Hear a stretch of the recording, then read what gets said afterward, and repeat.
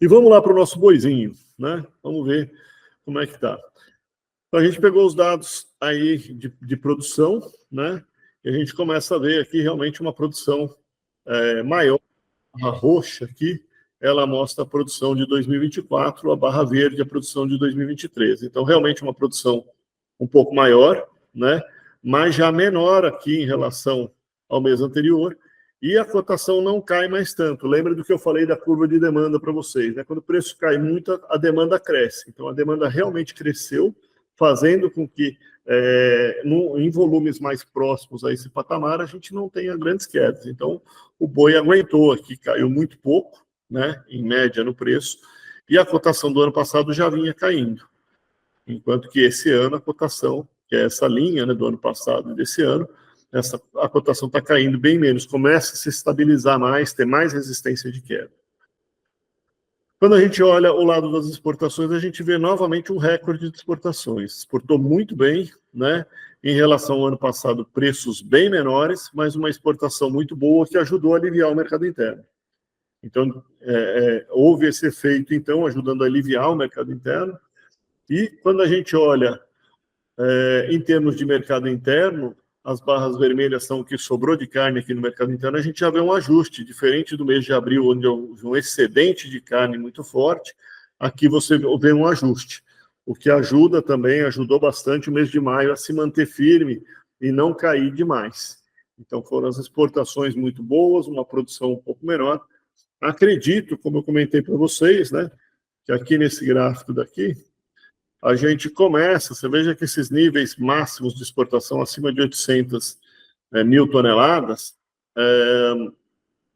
a gente não está ultrapassando esses picos, que no segundo semestre foi maior. Eu já estou vendo alguns sinais de começar a produção a não crescer, não haver aumentos tão fortes quanto está havendo aqui. Só nesse período aqui, nós estamos aqui quase com uns 20%, 25% a mais de carne ofertada. Provavelmente no segundo semestre a gente começa a não aumentar muito esse volume. Em relação a esses volumes que nós tivemos. Provavelmente aqui você vê que a maioria dos meses já foi ao redor de 800. Então, provavelmente, a hora que começar a parar o abate de vacas, que deve ser ali por julho, agosto, a gente começa a não ter um aumento e isso ajuda a firmar um pouco mais os preços, podendo até esses preços no último trimestre subir aqui um pouquinho acima desses patamares que nós tivemos aqui. Então, assim, eu estou um pouquinho mais otimista aqui, a gente vê essa estrutura talvez se confirmando, a gente vê o preço do bezerro não caindo com força, em relação, enquanto o boi apresentou essas quedas, o bezerro começa a não cair, o que mostra também um cenário de reversão de ciclo, de início de reversão, não vai ter explosão de preço, gente, mas é um início de reversão, preços começam a parar e não romper o seu fundo. Então, eles começam a querer cruzar essa linha daqui, né? Talvez aqui a gente tenha ou iguais ou cruzando, vamos ver como é que vai vir essa oferta, mas acredito que ela já está dando sinais, né? Então, isso vai nos dando aí um sinal de um pouquinho mais de firmeza no mercado. E nossa projeção, então, com essa quedinha que apresentou aqui, né? Ela tem uma quedinha, o mercado, a nossa projeção cai um pouco, ela estava um pouquinho mais alta, então aqui os próximos meses os preços ainda um pouco mais baixos, mas com alguma tendência de alta aí para o segundo semestre, podendo romper aqui, se realmente a oferta vier um pouquinho menor com esse volume de exportações que estão indo muito bem, ajuda isso aqui. O câmbio desvalorizado ajuda, apesar de pressionar as cotações dos insumos, né? Então, quem está comprando, no caso de soja e milho, insumos, talvez tenha cotações mais pressionadas se esse câmbio ficar mais alto. Por outro lado, ajuda no lado das vendas, né? E na carne também é a mesma coisa, né? Então, a gente pode ter uma melhora aqui. Quando a gente olha as praças, o número de praças, né, que a gente tinha, são 20 praças que a gente acompanha, a maioria estava em alta na semana passada, né? E na nossa última sessão, que eu também fiz com vocês, estava em alta, realmente o mercado tentou fazer umas pressões baixistas, e nesses últimos dias, na sexta-feira, eu peguei esse número, ela já subiu, já tem menos praças aí pressionando para baixo, né? Aqui também começa a aparecer um pouquinho mais de praças em instabilidade, talvez pegando um pouco desse cenário de dólar, talvez pegando um pouco, já teve uma quedinha, a demanda está boa, as exportações estão boas, então o mercado não tem tanta pressão baixista, apesar de ter uma pressão baixista, tá, gente? Ainda tem, mas ela não é muito forte até o momento, né? Olhando, então, a maioria das praças aqui, opa, pegando o gráfico errado. Olhando, então, o boi, né? Pode pegar ele aqui. Olhar a maioria das praças, né? Então, no Rio Grande do Sul, aqui ainda em alta um pouquinho. Aqui você vê Paraná já entrando um pouquinho mais em estabilidade nos últimos dias, né? As praças de São Paulo ainda com pressão baixista, são as que mais apresentaram pressão baixista, tanto que o diferencial de base encolheu, São Paulo caiu mais do que as outras praças, então o diferencial de base está encolhendo significativamente, né? O que pode ser uma boa oportunidade para negociar com os frigoríficos desse diferencial, tentar conquistar um diferencial bom para essas negociações, né? Então pode ser interessante para travar um diferencial e depois fazer a negociação de bolsa, aproveitando um diferencial menor, porque o ano passado nós tivemos diferenciais bem altos. Então a gente vê aqui Mato Grosso do Sul, né? Já aqui Três Lagoas, né? Campo Grande, também embaixo. Como eu disse, muitas praças ainda apresentando alguma baixa.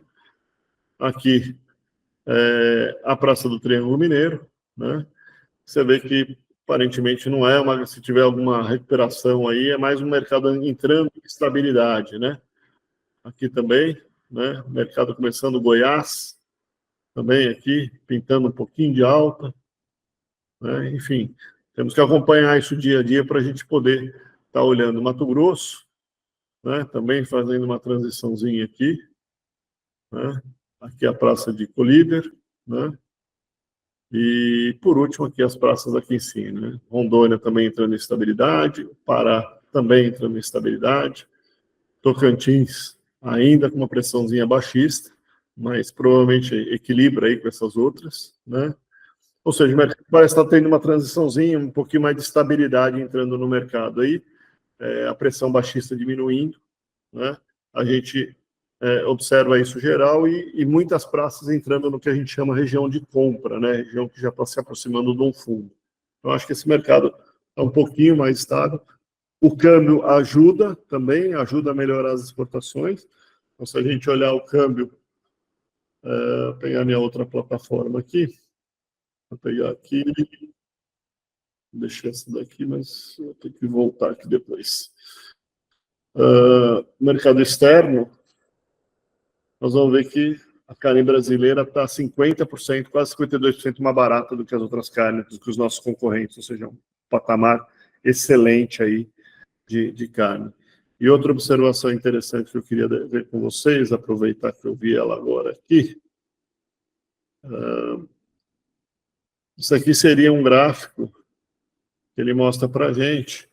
A linha verde é a variação da produção. Então, quando temos a linha verde caindo, os abates estão desacelerando, estão começando a vir para baixo, começando a cada mês que nós abatemos menos. A linha azul é o reflexo, como eu abato menos, os preços começam a subir. Então, a gente já pode observar nesse modelo que os abates ainda estão crescentes, chegando aqui próximo a recordes, né, em termos desse indicador, batendo aqui próximo a 15%, aqui, quase 20% aí de crescimento desses abates. E quando a gente olha aqui, os preços já começam a estabilizar, começam a não cair, já faz desde o início do ano que esses preços estão em relação ao ano passado, desacelerando sua velocidade de queda. Estão caindo, mas mais devagar do que eles caíram nessa tendência daqui. Também mostrando aí um sinal de fim de ciclo. Enfim, isso vai mostrando devagar. Eu tenho visto alguns indicadores um pouco mais próximos que isso também está virando. Então, a gente começa a ter um cenário de que provavelmente estamos chegando, né, está virando, esse ciclo vai começar talvez no final do ano, ou, né, no meio desse ano, esse ciclo começa a entrar para um ciclo de recuperação. Suaves, altas, subindo devagarzinho, tá? O que eu queria mostrar para vocês? Então, aqui, Vou só ver se eu tenho. Aí, aqui a questão da oferta que eu comentei com vocês. Então, aqui, essas bolinhas são reflexos trimestrais, tá? Então, aqui é preço.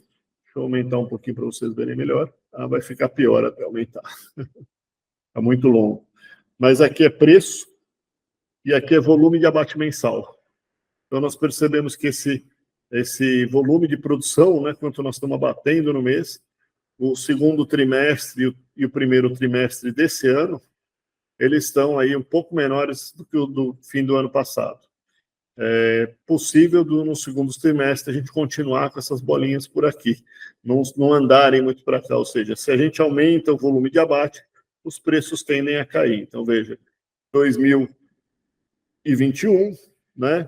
2022 começamos a aumentar abates, começou a cair, 2023 aumentamos mais ainda, até chegar nesse patamar, e agora ele começa a ficar ao redor disso aqui.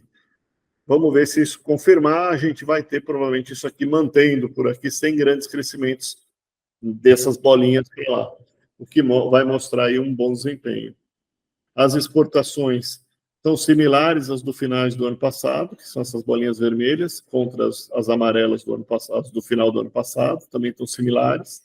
Houve aumento de exportação com queda de preço. E o mercado interno aqui, né? Também houve um aumento de oferta significativo para cá, os preços da carne no mercado interno caíram bastante, e agora, no começo do ano, estão se mantendo aqui ao redor disso. Acredito que no segundo semestre vão estar por aqui ainda. E aí, pode até começar, como a demanda está muito boa, né? Quer dizer, veja, eu aumentei um volume de carne bastante, e nesses patamares ela se mantém por aqui. Então, a gente tem aí um mercado um pouco mais firme, aparentemente, daqui para frente, mais estável, mais firme, talvez pequenas quedas ainda até julho, mas não estou acreditando em grandes quedas, tá? Apesar de haver muito alarde de abate, as exportações estão boas, a demanda interna está boa, o mercado está... E esse dólar daí, se ele desvalorizar, ele ajuda mais ainda essas exportações. Tá ok? Para a gente concluir, então, olhando só o nosso mercado futuro, né? Então, apresentou uma quedinha. Se a gente olhar hoje, ele deu uma subida forte. A maioria dessas subiram aqui para cima, né? Voltando ao 232, chegou a bater 233, algumas praças até com 235.